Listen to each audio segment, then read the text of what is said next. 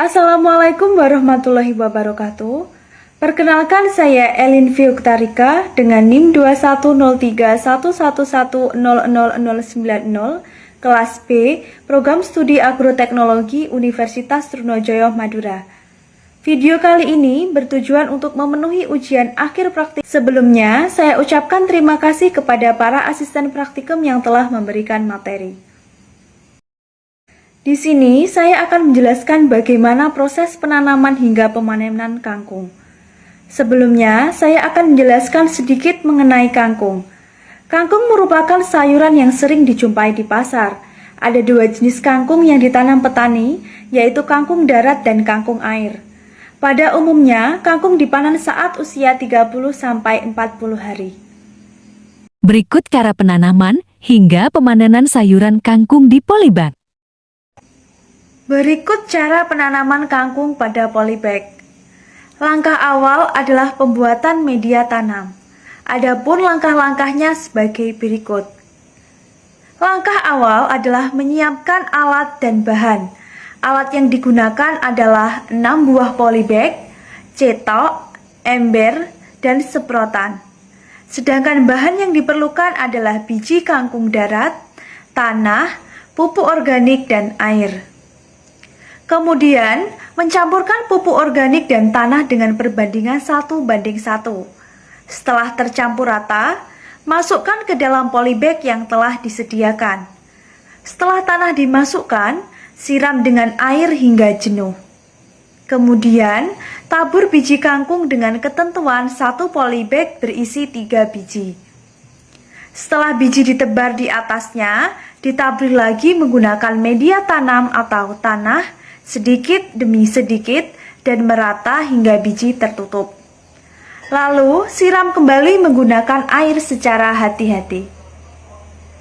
Cara perawatan tanaman kangkung.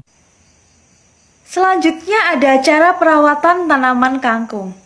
Sebelum perawatan kangkung dilakukan, tanaman diukur tinggi, lebar daun, dan jumlah daun untuk keperluan laporan praktikum.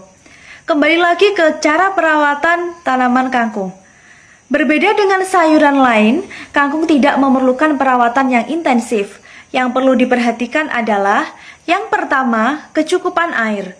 Selama budidaya kangkung, perlu disiram 1-2 hari sekali, terlebih di musim kemarau. Yang kedua, mengenai pupuk susulan, bisa diberikan atau tidak tergantung kondisi tanaman. Bila tanaman tampak subur, pertanda pupuk dasar yang diberikan saat pengolahan lahan masih cukup. Pada praktikum kali ini dilakukan pemupukan kedua untuk tanaman kangkung. Yang ketiga, tanaman hanya perlu disiram minimal sekali sehari. Sebaliknya, jika tanaman kurang subur yang ditandai dengan warna dan memudar, berarti tanaman kekurangan pupuk. Yang keempat, pupuk susulan dapat diberikan seminggu sekali. Ragam pupuknya hanya urea atau NPK dengan dosis larutkan 1 gram urea per 1 liter air. Yang kelima, kemudian siramkan ke polybag. Yang keenam, bila pada polybag tumbuh rumput perlu segera disiangi agar tidak mengganggu tanaman utama. Pengendalian rerumputan ini tidak perlu menggunakan alat mekanik, cukup dilakukan secara manual. Demikian pula, bila diketahui ada serangan hama terutama ulat, sebaiknya tidak disemprot dengan pestisida. Pengendalian hama cukup dilakukan secara manual. Cara pemanenan tanaman kangkung. Selanjutnya ada cara pemanenan yang tepat untuk tanaman kangkung. Sebelum pemanenan dilakukan, tanaman diukur tinggi, lebar daun, dan jumlah daun untuk keperluan laporan praktikum. Kembali lagi ke cara pemanenan. Yang pertama, pada umumnya petani melakukan pemanenan ketika kangkung berusia 30-40 hari setelah tanam.